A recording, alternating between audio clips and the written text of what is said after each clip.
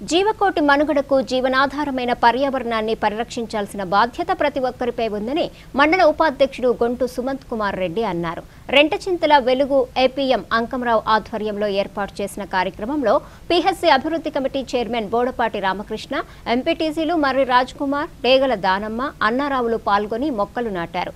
అనంతరం Macherla area coordinator Santhoshamma మాట్లాడుతూ రాష్ట్ర ప్రభుత్వం ఆదేశాల మేరకు వెలుగు శాఖ ఆధ్వర్యంలో ప్రతి పంచాయతీ గ్రామానికి 1 కిలోమీటరు పరిధిలో 400 మొక్కలు నాటాలని ఉత్తర్వులు జారీ చేశారన్నారు.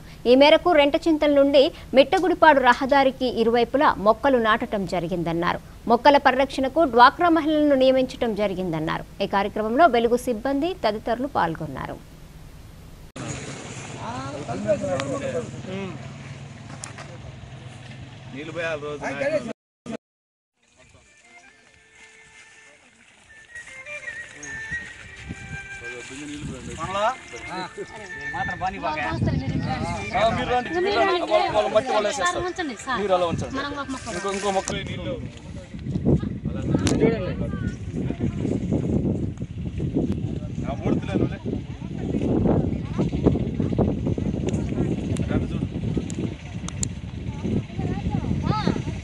మట్టి మనం వేస్తాం మట్టి వేస్తాం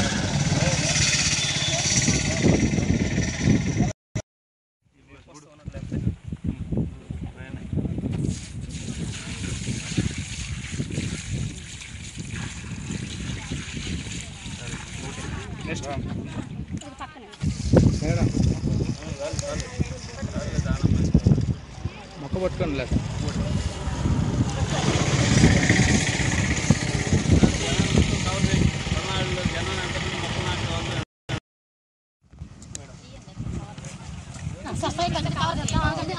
బాగుంటుంది.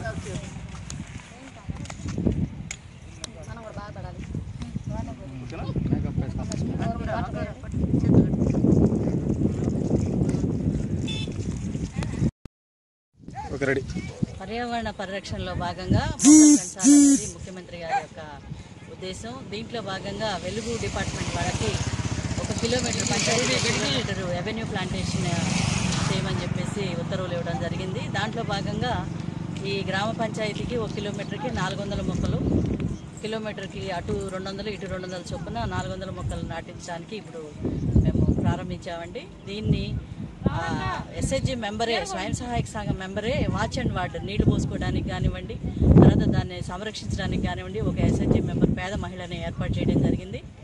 ఆమెకి ఆదాయం వచ్చే పండ్ల మొక్కలను కూడా ఇవ్వడం జరిగింది. అది చింత ఇలాంటి మొక్కల్ని, ఆదాయం వచ్చే మొక్కల్ని ఏర్పాటు చేయడం జరిగింది.